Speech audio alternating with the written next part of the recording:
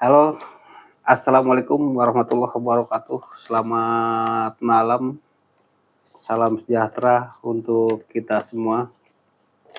Salam kenal dengan Kang Mamantea atau panggilan akrab saya Mantea Auto.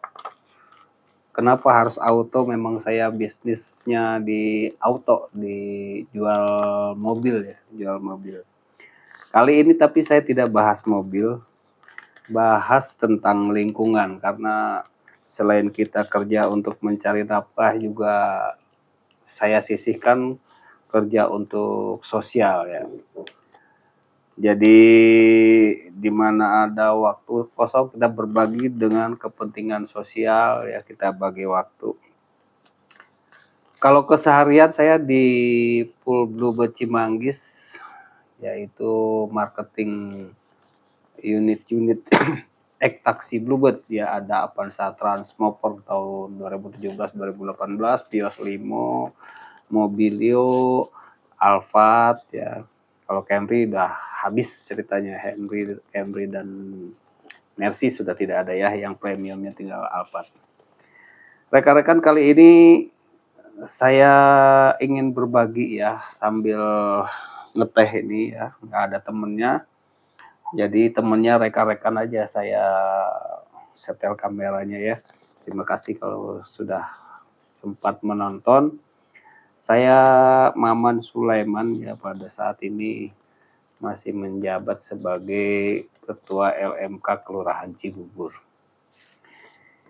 Ini bincang-bincang yuk. Pertama saya ucapkan selamat dulu kepada rekan-rekan LMK se-DKI Jakarta ya. Untuk yang luar DKI Jakarta, perkenalkan LMK itu ada Lembaga Musyawarah Kelurahan. Ada di setiap kelurahan ya, jumlah LMK itu sejumlah RW di kelurahan masing-masing ya. Kalau untuk para pengurus lingkungan terkecil di DKI mungkin sudah kenal ya. Tapi banyak juga warga DKI yang belum familiar tentang LMK.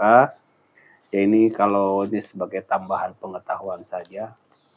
Jadi Lembaga Musyawarah Kelurahan Cibubur yang maksud saya Lembaga Musyawarah Kelurahan yang disingkat dengan LMK itu adalah kekhasan DKI Jakarta ya, sebagai ibu kota negara kesatuan Republik Indonesia.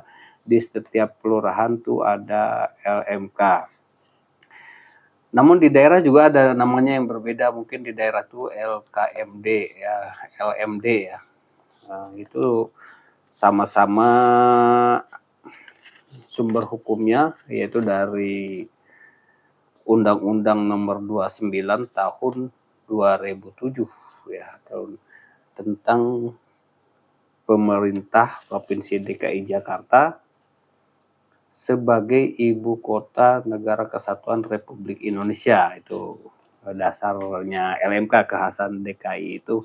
Maka dianggap perlu dengan undang-undang tersebut, karena di situ disebutkan dianggap perlu adanya lembaga musyawarah kelurahan, maka disikapi di Provinsi DKI Jakarta membentuk lembaga musyawarah kelurahan yang diatur dengan Perda 5 tahun 2010 ya.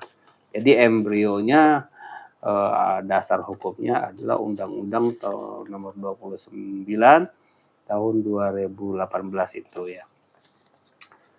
Nah, saya diantaranya produk dari Perda tersebut, Perda 5 tahun 2010, maka terbentuklah LMK setiap kelurahan, termasuk saya sampai hari ini masih menjabat, 2 bulan lagi habis ya.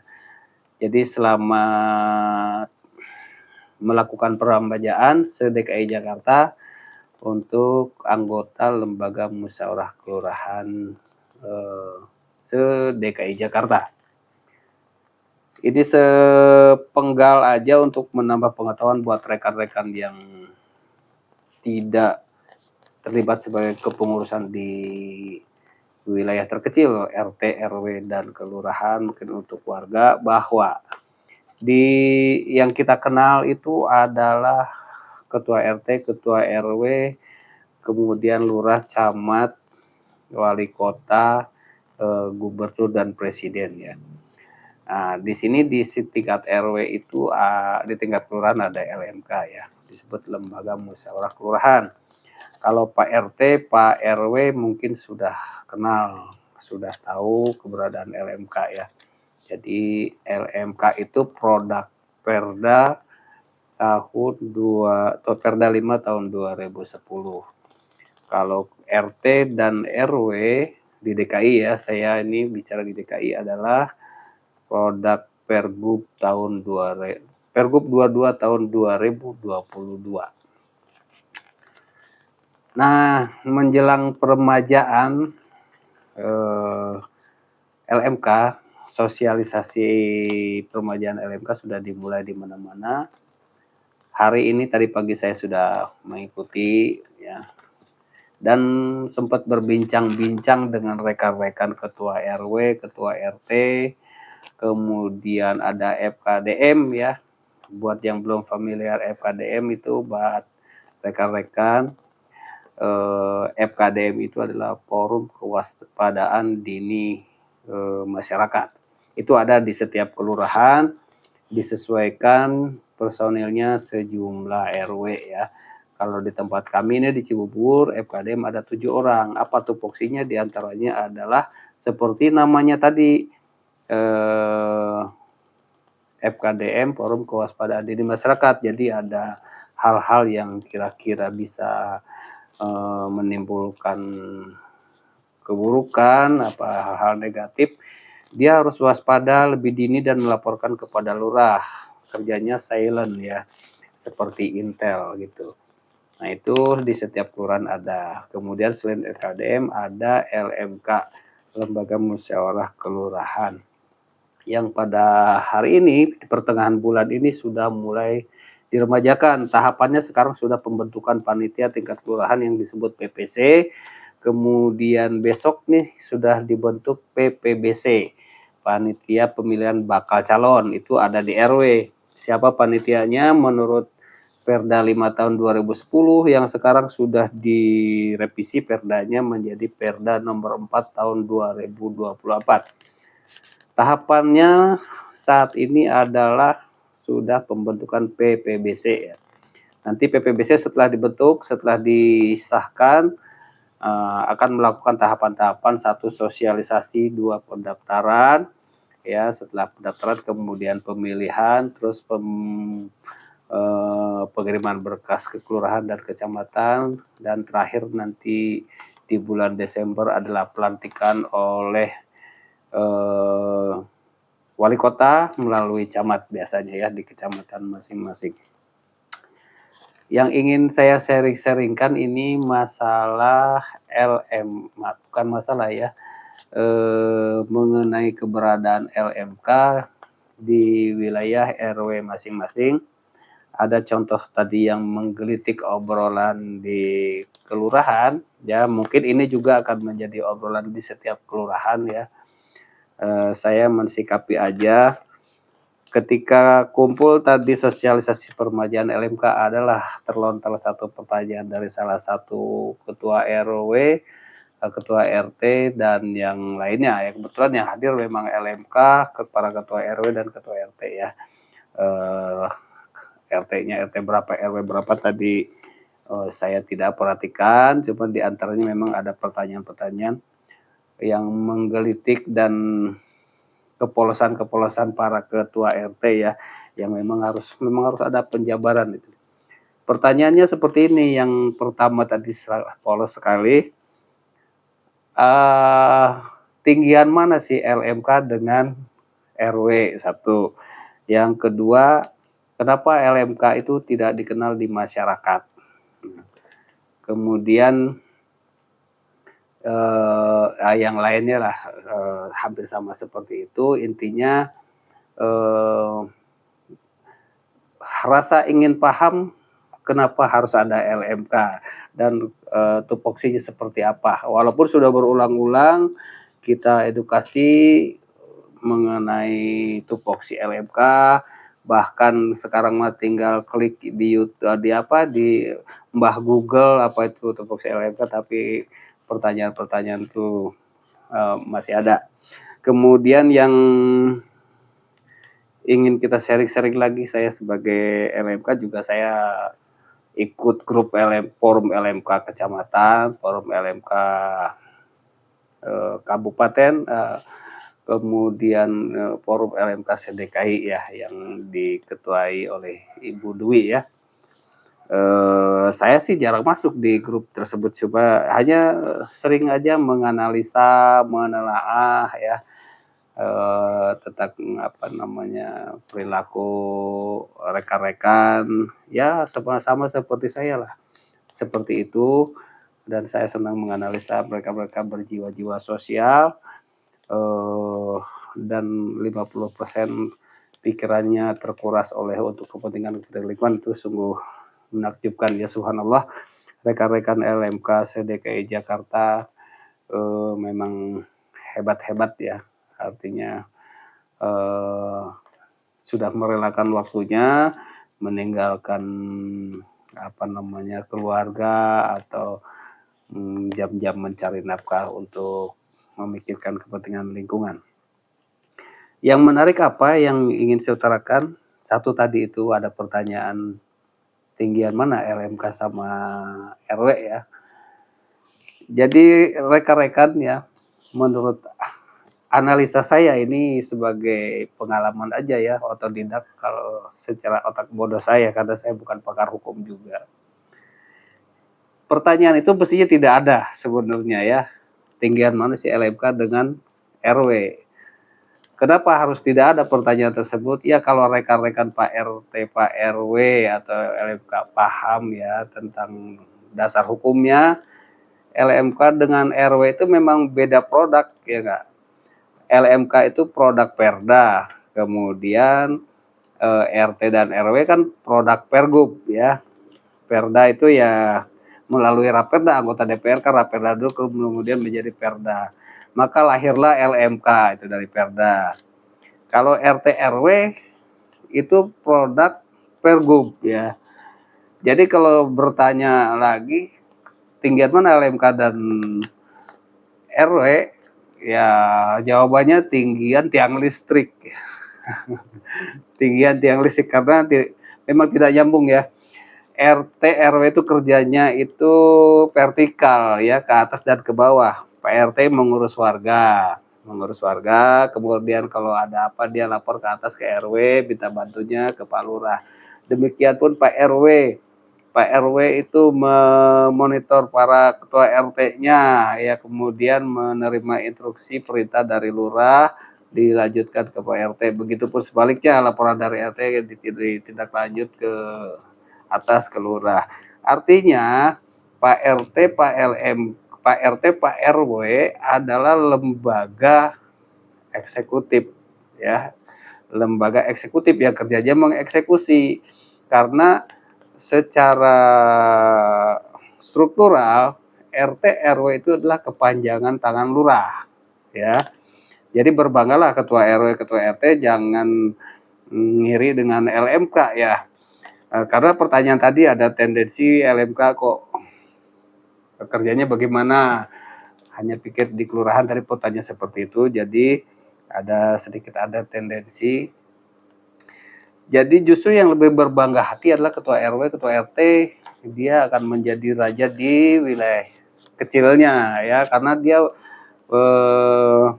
berkuasa dan juga punya tanda tangan, punya stempel yang berlaku legalitasnya dibawa ke atas ke kelurahan, baik RW maupun RT. Karena kepanjangan tangan lurah, dia bisa membuat keputusan, dia bisa menandatangan dokumen-dokumen ya, tidak seperti LMK. Kalau LMK itu bukan lembaga eksekutif, tapi lebih kepada lembaga konsultatif ya, lembaga konsultatif. Kerjanya ketika di kelurahan, LMK itu menjadi mitranya Pak Lurah ya, karena kerjanya dia horizontal. Ketika di posisi RW di balai warga adalah menjadi mitranya Pak RW. Ketika kita berada di ke-RT-an, di RT itu otomatis menjadi mitranya Pak RT ya. Jadi LMK ada di mana-mana.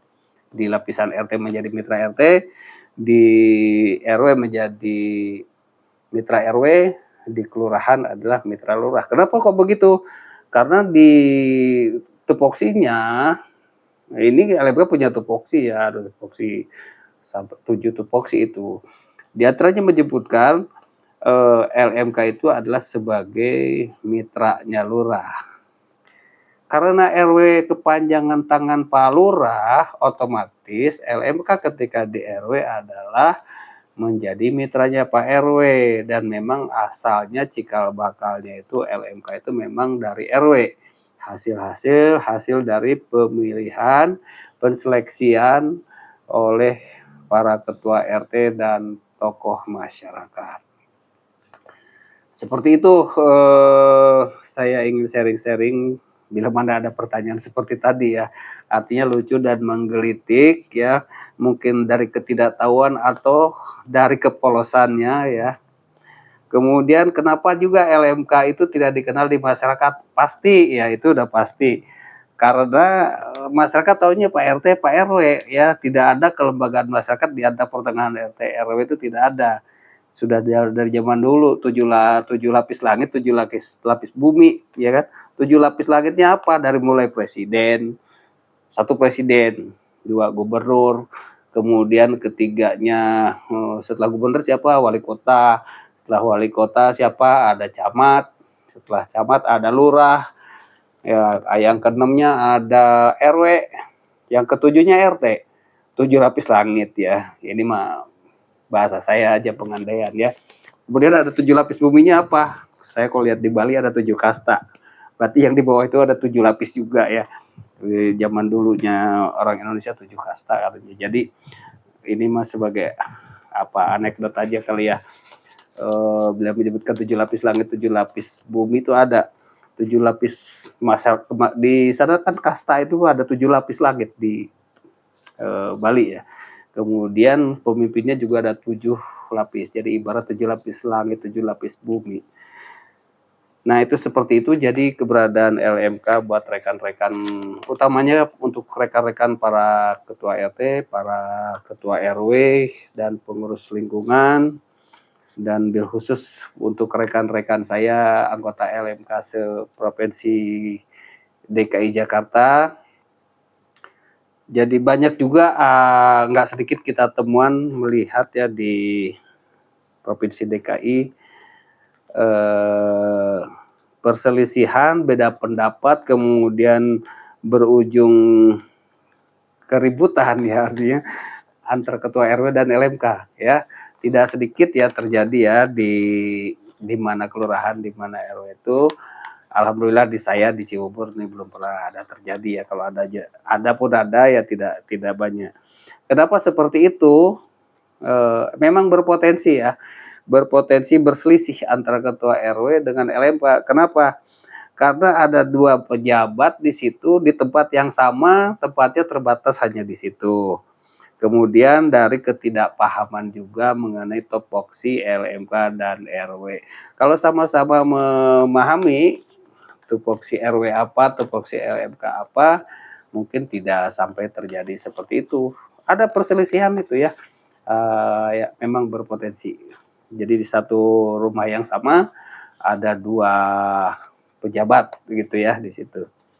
Analoginya seperti ini, kita menyimpan sendok di rak piring yang kecil ya, ukuran 1x1 rak piring. Di dalam rak piring itu kita simpan ada piring, ada sendok, ada gelas ya. Jadi sesuatu yang lumrah lah kalau misalnya kita masukkan sendok ini nabrak gelas. Gelas kita ambil nabrak piring gitu ya, bahkan sampai ada yang pecah. Jadi sesuatu yang memang lumrah kalau ada perselisihan seperti itu. Namun itu bisa diminimalisir dengan edukasi, dengan memahami tupoksi kita masing-masing, bahwa Pak RW itu adalah lembaga eksekutif dan LMK itu adalah lembaga konsultatif. Jadi Pak RW kalau memutuskan sesuatu segala pertimbangannya boleh konsul-konsul dengan Pak LMK. kemudian Pak Lurah juga sama, dan kebalikannya juga sama, temuannya mana dulu yang duluan. Kalau LMK yang duluan menemukan temuan yang kurang baik, kita kasih saran ke Pak Lurah. Kemudian Pak Lurah mau menyelesaikan permasalahan, misalnya menyelesaikan pagar, ada sengketa pagar, sengketa tanah segala macam, konsultasi dengan LMK. Jadi memang harus begitu, karena di DKI ini, kelurahan-kelurahan di DKI-nya, memang nyatanya Pak Lurahnya bukan penduduk setempat ya. Ada coba diperiksa lurah saya aja di sini di Ciwur kan KTP-nya Bekasi, ya kan. Lurah sebelah KTP-nya ada yang Cakung sana. Jadi bagaimana ditugaskan di pemetaan kewilayahan oleh wali kota sana. Ya, jadi kemungkinan penduduk putra daerah di situ tuh kemungkinan tipis ya. Pasti orang lain nih yang menjadi tugas lurah di tempat ini. Misalnya saya di Cibubur. Lurahnya bukan orang Cibubur, orang Bekasi. Jadi memang perlu sekali ada lembaga konsultatif yang orang-orangnya terdiri dari orang-orang penduduk yang sudah tinggal lama di sini. Nggak usah bilang penduduk asli lah ya, nanti salah lagi. Penduduk yang sudah memahami wilayah di sini. Memang seperti persyaratan di keanggotaan LMK itu ada persyaratannya minimal 3 tahun sudah tinggal di situ, minimal 3 tahun. Tapi nyatanya yang maju tuh rata-rata 10 tahun ke atas ya, yang terpilih tuh biasanya karena sudah paham dengan lingkungannya. Seperti itu rekan-rekan perbincangan kita di YouTube ya. Saya sambil minum ini, tidak ada teman juga ya, saya ngobrol dengan kamera saja. Barangkali ada yang nimpalin, silakan di kolom pesan ya, kita ramekan ini. Sebagai perdana saya ngobrol via kamera ini, ramaikan saja. Barangkali ada saran, saya ada salah ngomong, silakan di kolom komentar ditulis biar panjang ya. Sekali lagi saya kenalan nih, saya Kang Mamantea atau Mantea Auto ya. Saya Ketua LMK Kelurahan Cibubur. Mohon izin Pak Camat, Pak Wali Kota, Pak Gubernur, Bapak di DPRD ya. Barangkali saya salah ngomong. Ini mah saya hanya bincang-bincang untuk sharing-sharing dengan rekan-rekan yang bermaksud untuk menuju kebaikan-kebaikan saja di situ. Barangkali ada salah ngomong mengenai hukum-hukum atau perda-perda tadi yang saya sebutkan, mohon diingatkan ya, mohon diingatkan. Boleh di kolom pesan di situ ya. Sekali lagi selamat menunaikan duduk di kursi panas untuk peremajaan LMK berikutnya. Buat rekan-rekan yang mau mencalonkan kembali di LMK yang akan datang 2024 sampai 2029 ya.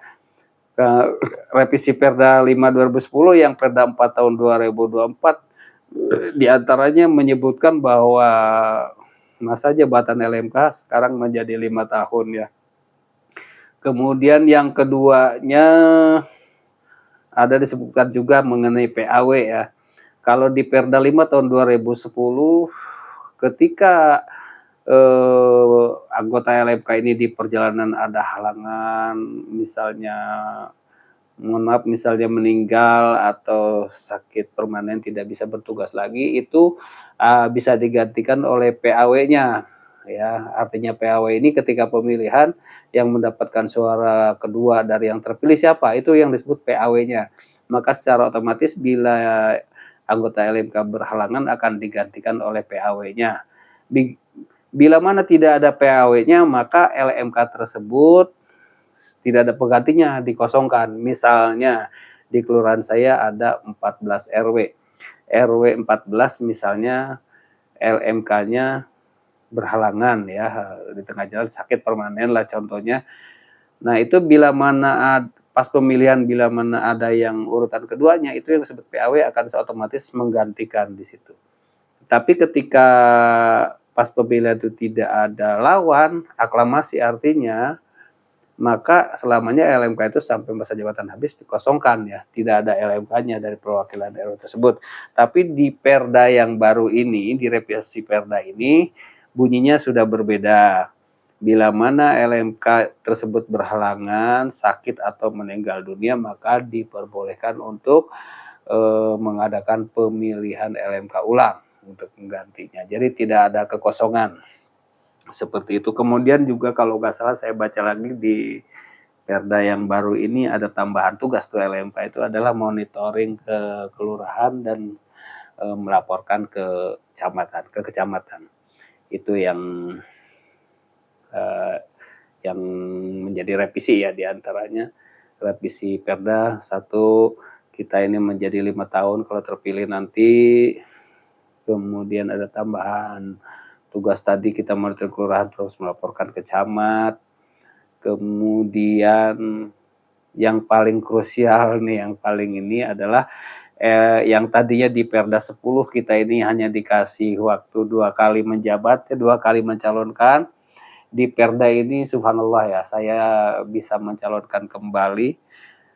Seharusnya tidak bisa ini karena ada perubahan Perda ini, disebutkan di situ di pasal 11 ya, pasal 11.4 kalau nggak salah, LMK yang sudah menjabat 2 kali baik berturut-turut ataupun tidak berturut-turut di Perda terdahulu, maka masih diberi kesempatan 1 kali lagi untuk mencalonkan diri. Saya ucapkan selamat kepada rekan-rekan yang posisinya sama juga seperti saya, yang tadinya kita sudah mau sudahan ya, tapi dengan Perda ini insya Allah mudah-mudahan bila mana Pak RT, Pak RW masih memberikan kepercayaan kepada kita, kepada saya khususnya, saya bersedia untuk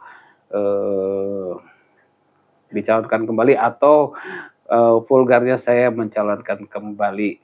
Saya masih merasa sehat untuk memberikan sebagian waktu saya untuk kepentingan sosial, karena memang kerja saya tidak terikat, bisa kapan saja dipanggil, kapan saja ditinggal.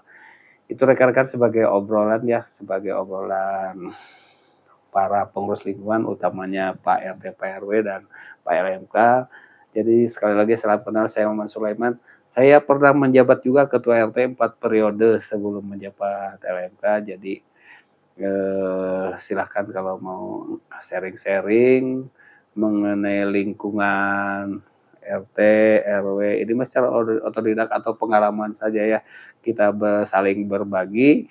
Silahkan dipenuhi kolom komentarnya ya, silahkan berkenalan atau silahkan posting balik rekan-rekan, nanti saya tonton ya. Jangan lupa di like, subscribe ya, nyalakan loncengnya biar rame ya, biar viral. Kemudian ikutin juga Pak RT, Pak RW, Pak LMK nih SDKI, silakan ya diposting di YouTube, nanti kita fallback ya, nanti kita subscribe juga dari sini biar rame dan biar kita menambah pengetahuan dan pengalaman, juga bisa meminimalisir perselisihan, contohnya perselisihan tadi LMK dan RW ya, yang seperti tadi saya utarakan. Itu tidak tutup-tutupi ya, saya banyak temuan Pak RT, Pak RW dan Pak LMK tuh saling bersinggungan, mungkin saling memandang. Kata Pak RW, kok Pak LMK enak banget kerjanya, begitu juga kata Pak LMK, kok Pak RW enak banget kerjanya, punya stempel, ada kok stempel dapat uang. Padahal mah saling memandang, rezeki ada dari masing-masing tupoksi ya. Karena niat kita sama, Pak RT, Pak RW, Pak LMK, adalah kita akan mendonasikan waktu, kita menyumbang waktu, pikiran, dan waktu untuk kepentingan lingkungan di mana tempat kita tinggal. Kalaupun di situ ada rezeki di dalamnya, itu alhamdulillah ya, itu ada rezeki di dalamnya. Cuman bukan itu tujuan kita di lingkungan, adalah kita untuk berbakti kepada masyarakat. Sementara itu rekan-rekan karena nih teh manisnya sudah mau habis ya, kemudian baterainya juga sudah mau low. Terima kasih sudah mengikuti bincang-bincang ini, nggak disebut bincang-bincang juga enggak ya, karena ini satu arah. Tapi kalau rekan-rekan sudah mengisi di kolom komentar, ini akan menjadi satu perbincangan ya, walaupun via chat gitu ya, via chat. Silakan saja diramaikan dan jangan lupa tadi di subscribe, di like ya.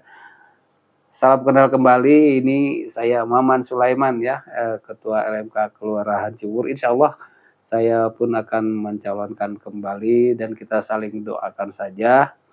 Mudah-mudahan niat kita yang sama-sama akan mencalonkan kembali ya.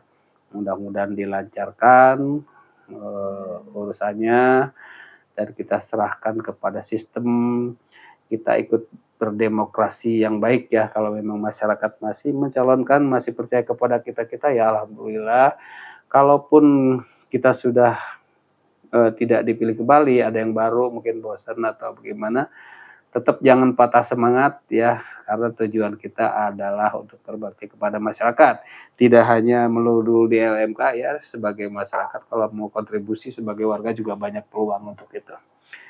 Baik, rekan-rekan kalau mau bincang-bincang di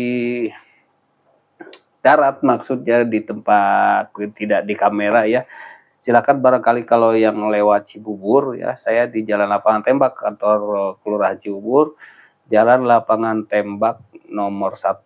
Kalau dari Jalan Raya Bogor itu nanti ada lampu merah Cibubur, kalau dari arah Cawang itu menuju Bogor ya, nanti ada lampu merah Cibubur, belok ke kanan, itu paling setengah kilo posisi kantor Kelurahan Cibubur, ada di situ saya standby selagi saya piket di LMK ya. Selain di situ saya untuk mencari nafkah ke rumah, saya ada di Pool Bluebird Cimanggis, nggak jauh dari kantor Kelurahan Cibubur. Di Pool Bluebird Cimanggis saya standby di situ. Hanya itu aja, saya kalau nggak di Pool Bluebird Cimanggis, saya ada di Kelurahan Cibubur. Ketika di Kelurahan Cibubur sudah tidak ada kerjaan, sudah aman, karena saya punya anggota 14 ya, 14 RW. Berarti saya anggota 13 anggota ya. Jadi kalau ada apa-apa saya bisa bagi tugas. Saya pun masih bisa mencari nafkahnya di Pool Bluebird Cimanggis, yaitu saya sebagai marketing mobil jual ya. Jadi kalau rekan-rekan barangkali ada yang nyari mobil untuk keluarga, mobil 3 baris, ini mobil 1 juta umat Avanza ya. Rekan-rekan sudah paham ya, taksi warna biru yang paling mendominan di Jakarta ya, pelayanannya juga bagus, unit-unitnya juga bagusnya saya ada di dalamnya. Jadi taksi-taksi yang biru-biru itu beroperasional 5 tahun ya. Setelah 5 tahun itu sudah kita kembalikan warnanya ke warna aslinya sesuai faktur. Merah kembali ke merah, biru kembali ke biru, putih kembali ke putih, silver kembali ke silver. Jadi silakan kunjungi saya di Pool Bluebird Cimanggis ya, buat rekan-rekan yang sedang mencari unit atau barangkali buat saudara, teman sejawat, barangkali mau buka showroom, barangkali mau buka rental ya, untuk showroom masih masuk, karena harga di kami harganya kompetitif dan bersahabat, bisa untuk jual kembali. Terbukti yang repeat order banyak dari showroom-showroom daerah, dari Jambi, dari Padang, dari Papua juga ada, dari Medan banyak, bahkan dari Jawa ya, di Jawa, Bali juga ada ya. Untuk pengirimannya juga bisa ya, dikoordinasikan dari kami bisa. Untuk transaksi jarak jauh juga bisa aman kalau di Bluebird itu, misalnya dari Jambi nggak mau ke sini, nanti review mobil via WA video call ya, kita cobain mobilnya bagus, silakan transaksi melalui virtual account ya, aman untuk di Bluebird ini karena pembayaran tidak cash, melalui virtual account atas nama PT. Yang mendominan hari ini di pool saya Toyota Avanza 2017-2018, harganya hanya 105 juta tahun 2017, 2018-nya 110 juta. Silakan dikunjungi channel saya. Setelah di-subscribe ini, rekan-rekan bisa lihat video-video saya di situ. Ada video review mobil, spill-spillnya ada komplit di situ ya. Silakan dikunjungi saja. Atau barangkali yang hobi musik ya, di situ di video saya ada juga video belajar bergitar tingkat dasar ya, baru tingkat dasar part 1, part 2, dan rencananya nanti akan part-part berikutnya saya buat ya. Silakan yang mau barangkali punya anak mau belajar gitar, silakan ditonton videonya ada di channel saya ini, ada baru ke part 2 ya, part 1 dan part 2. Begitu rekan-rekan, terima kasih sudah menonton videonya dari awal sampai akhir. Sekali lagi salam kenal Maman Sulaiman, LMK Kelurahan Cibubur, Jakarta Timur. Assalamualaikum warahmatullahi wabarakatuh. Selamat malam untuk kita semuanya. Check it out.